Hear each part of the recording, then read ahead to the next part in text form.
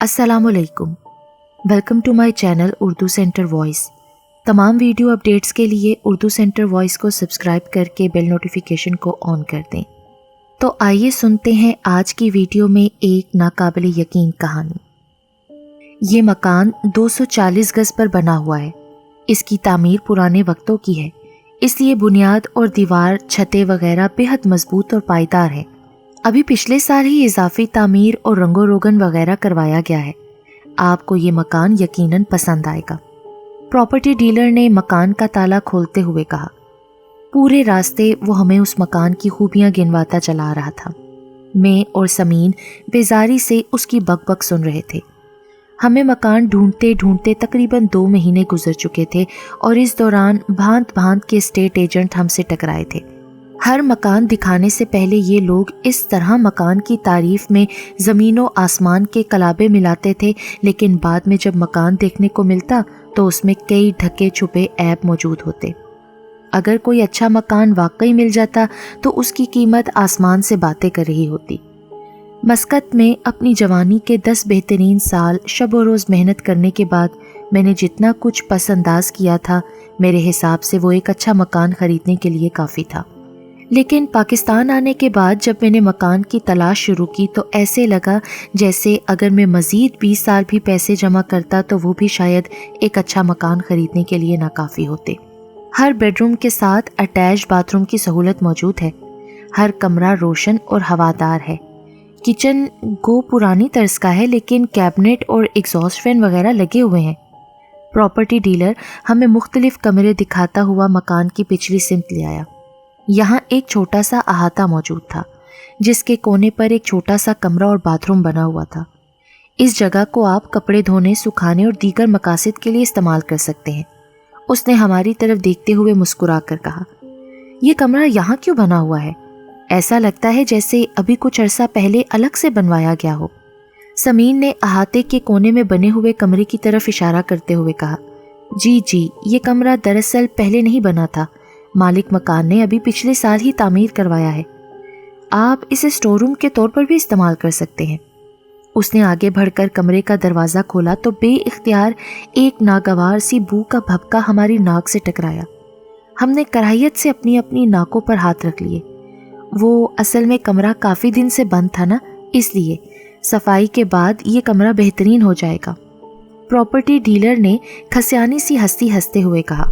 मैंने कमरे की दहलीज पर खड़े खड़े अंदर झांका। ये एक छोटा सा कमरा था जिसकी दीवारों पर प्लस्तर मौजूद नहीं था। कमरे में रोशनी और हवा के लिए सिर्फ एक छोटा सा रोशनदान मौजूद था, जो यकीनन नाकाफी था। ये स्टोर रूम तो नहीं लगता, बराबर में बाथरूम भी नया लगता है। ये तो शायद सर्वेंट क्वार्टर हो सकता है। मैंने गौर से बाथरूम की तरफ देखते हुए कहा, जो भी है जी, ये तो आपकी मर्जी पर है कि इसे कैसे इस्तेमाल करते हैं। आइए मैं आपको बाकी मकान दिखा दूँ। प्रॉपर्टी डीलर ने इस बार उकताए हुए लहजे में कहा। शायद वो हमारी जिरा से तंग आ गया था। बहरहाल इसमें कोई शक नहीं था कि मकान वाकई बहुत अच्छा था, लेकिन मैं और समीन मकान का जायज़ा लेने के दौरान दबे दबे अल्फाज में इस खदशे का इजहार कर चुके थे कि मकान के रकबे और तामीर के हिसाब से इसकी कीमत हमारी पहुंच से बाहर होगी। मकान दिखाने के बाद प्रॉपर्टी डीलर हमें वापस अपने ऑफिस ले आया। हमने रास्ते में उससे कीमत पूछने की कोशिश की, लेकिन वो टाल गया। देखिए, एक बात मैं आपको साफ साफ बता दूं, ये मकान हमें पसंद तो है, लेकिन हमें नहीं लगता कि ये हमारे बजट के मुताबिक होगा। इसलिए आप हमें कोई दूसरा मकान दिखा दें। अरे यही तो ख़ास बात है जनाब, इसकी कीमत आपकी बजट के ऐन मुताबिक होगी, और वैसे भी अच्छी चीज़ के लिए बंदा 19-20 कर ही लेता है। प्रॉपर्टी डीलर ने मुस्कुराते हुए कहा। ये इन स्टेट डीलर्स के पुराने हरबे थे, जिनसे मैं पिछले कुछ अरसे में काफ़ी हद तक वाकिफ़ हो चुका था। लेकिन उसने जो कीमत बताई वो वाकई हैरत अंगेज़ तौर पर इस मकान के लिहाज से कम थी, लेकिन फिर भी ये कीमत हमारी पहुंच से कुछ बाहर थी। हम प्रॉपर्टी डीलर का शुक्रिया अदा करके बाहर निकल आए। उसके बाद हमने मज़ीद 1 महीना मकान की छान फटक में गुजारा, लेकिन जो मकान हमें पसंद आते वो बहुत महंगे होते और जो मकान सस्ते मिलते वो किसी न किसी तौर से हमें पसंद ना आते। समीन के जहन में तो यही मकान बस गया था, जिसे हम ज़्यादा कीमत की वजह से छोड़ आए थे। जब भी कोई मकान देखती तो कहती, इससे तो बेहतर वही मकान था। उस मकान के कमरे ज़्यादा बड़े थे, قیمت کا صرف اتنا ہی تو فرق ہے، پھر وہی مکان کیوں نہ لے لیں، وغیرہ وغیرہ۔ بلا آخر ہم نے متفقہ طور پر وہی مکان خریدنے کا فیصلہ کیا۔ اس کے لیے سمین کو اپنے زیورات اور مجھے اپنی گاڑی بیچنی پڑی۔ ہم نے اسٹیٹ ایجنٹ کی بھی منت سماجت کر کے قیمت میں کچھ کمی بیشی کروائی، حالانکہ وہ اڑا ہوا تھا کہ یہ قیمت پہلے ہی بہت کم ہے۔ بہرحال اس وقت ہمارے ذہن پر اپنی چھت اور چار دیواری کی خواہش چھائی ہوئی تھی، اس لیے ہم نے جوڑ توڑ کر کے وہ مکان خرید لیا۔ مالک مکان صرف کچھ دیر کے لیے آیا اور خاموشی سے دستاویزات وغیرہ پر دستخط کر کے چلا گیا۔ بعد میں پراپرٹی ڈیلر نے بتایا کہ مالک مکان ایک فضائی کمپنی میں ملازم ہے اور مستقل طور پر بیرون ملک شفٹ ہو رہا ہے۔ ضروری قانونی چارہ جوئی کے بعد ہم اگلے ہفتے مکان میں شفٹ ہو گئے۔ ہماری خوشی کا کوئی ٹھکانہ نہ تھا۔ بلا آخر ہمیں اپنا گھر مل گیا تھا، بچے بھی بے حد خوش تھے۔ فی الحال ہم نے ایک کمرے کا فرنیچر سیٹ کر کے اسے قابل استعمال بنا لیا۔ رات کو ہم سونے کے لیے لیٹے تو دیر تک گھر کی سجاوٹ اور تزئین و آرائش کے منصوبوں پر باتیں کرتے رہے۔ اچانک کہیں دور سے کچھ کھٹ پٹ کی آواز آئی۔ یہ کوئی قریب 1 بجے کا وقت تھا۔ سردیوں کے دن تھے، اس لیے ماحول پر سناٹا چھایا ہوا تھا۔ میں اور سمین دونوں ہی باتیں کرتے کرتے رک گئے۔ یہ کیسی آواز تھی؟ سمین نے دھیمی آواز میں کہا۔ شاید کوئی بلی وغیرہ ہوگی۔ میں نے ایک لمحے کے لیے سوچا اور پھر بے پرواہی سے کہا۔ سمین نے بھی ہاں میں سر ہلایا۔ اس کے بعد ہم نے زیادہ دیر تک بات نہیں کی اور سونے کے لیے لیٹ گئے۔ اگلے روز رات کو پھر کہیں سے ٹھک ٹھک کی آواز آئی۔ ہم اس وقت سونے کے لیے لیٹ چکے تھے۔ پہلے تو آواز سن کر میں نے سنی انسنی کر دی، لیکن کچھ دیر بعد دوبارہ ٹھک ٹھک کی آواز آئی، بالکل اس طرح جیسے کوئی ہتھوڑی ٹھوک رہا ہو۔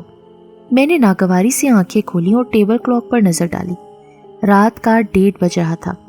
پتہ نہیں رات کی اس وقت کس کو ٹھوکا پیٹی کی سوچی ہے۔ میں نے کروٹ بدل کر بڑبڑاتے ہوئے کہا اور دوبارہ سونے کی کوشش کرنے لگا۔ اس کے بعد تو یہ جیسے روز کا معمول بن گیا۔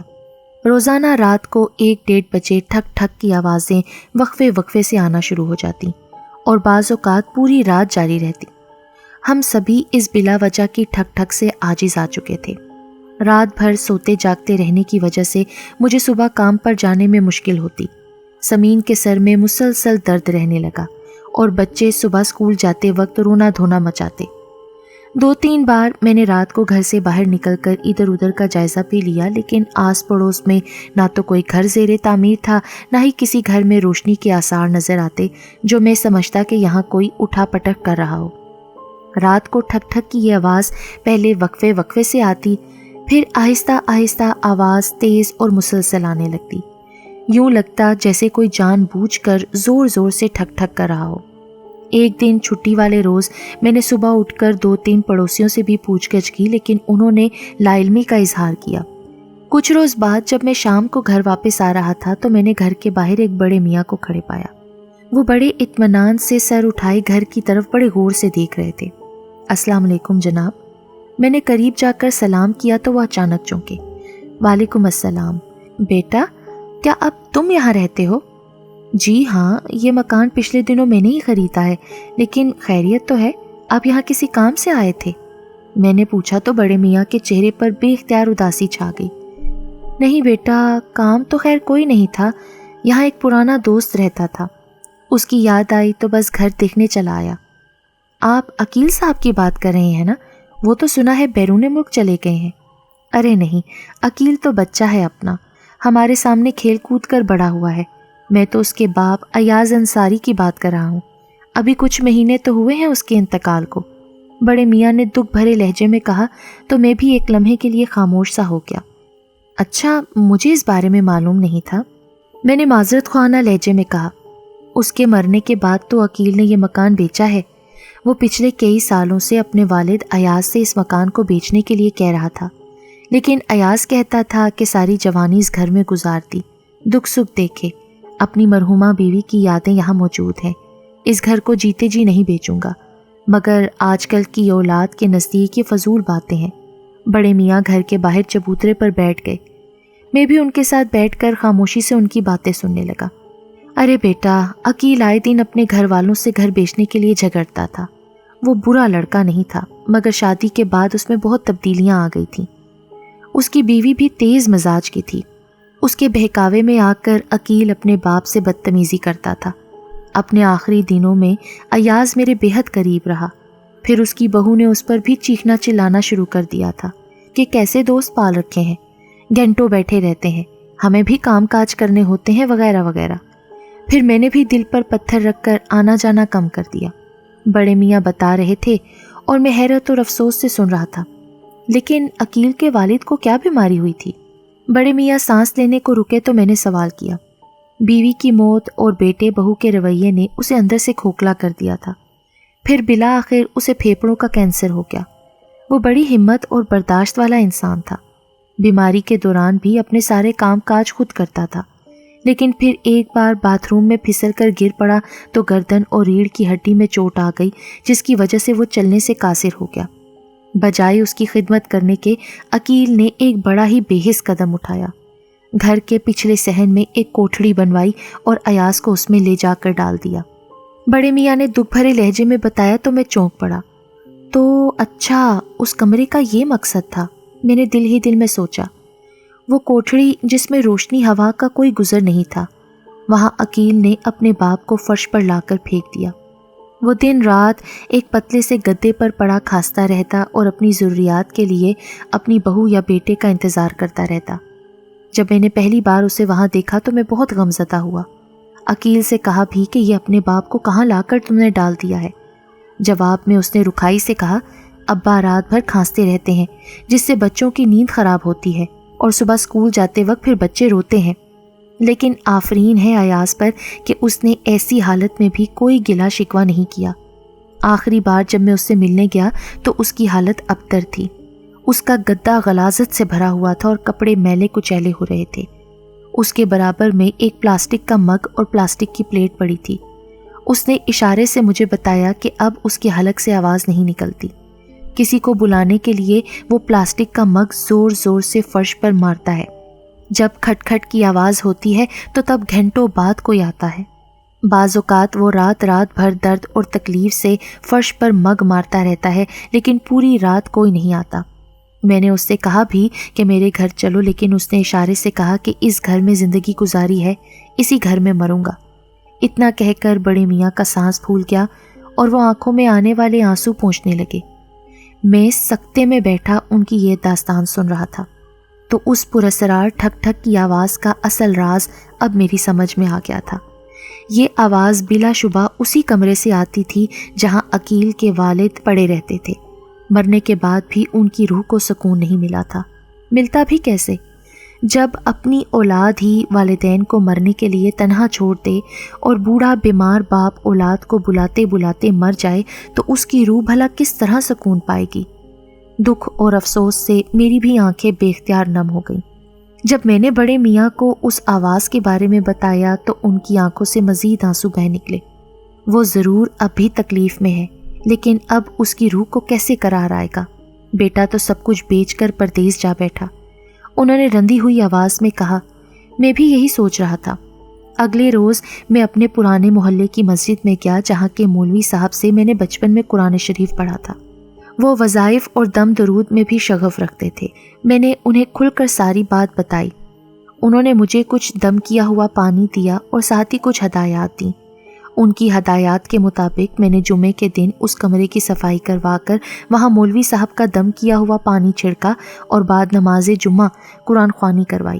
شام میں جب سب وہاں سے چلے گئے تو میں نے خالی کمرے میں جا کر بلند آواز سے کہا، میں آپ کا دکھ اچھی طرح سمجھتا ہوں۔ میں آپ کے بیٹے کو پردیس سے واپس تو نہیں لا سکتا، لیکن آپ مجھے اپنا بیٹا سمجھ سکتے ہیں۔ میری اللہ تعالیٰ سے دلی دعا ہے کہ آپ کو صبر اور قرار ملے اور اللہ آپ کی قبر کو منور کرے۔ اتنا کہہ کر میں واپس پلٹ آیا۔ بعد ازاں میں نے ایک مدرسے میں ان کے نام سے ایک حافظ قرآن کی تعلیم کے لیے وظیفہ مقرر کر دیا۔ اس دن کے بعد سے پھر وہ آواز کبھی نہیں آئی۔ ہماری زندگیوں میں سکون اور اطمینان آ گیا اور ساتھ اس بات کی بھی خوشی ہونے لگی کہ یقیناً ایاز انصاری صاحب کی روح کو بھی اب قرار مل گیا ہے۔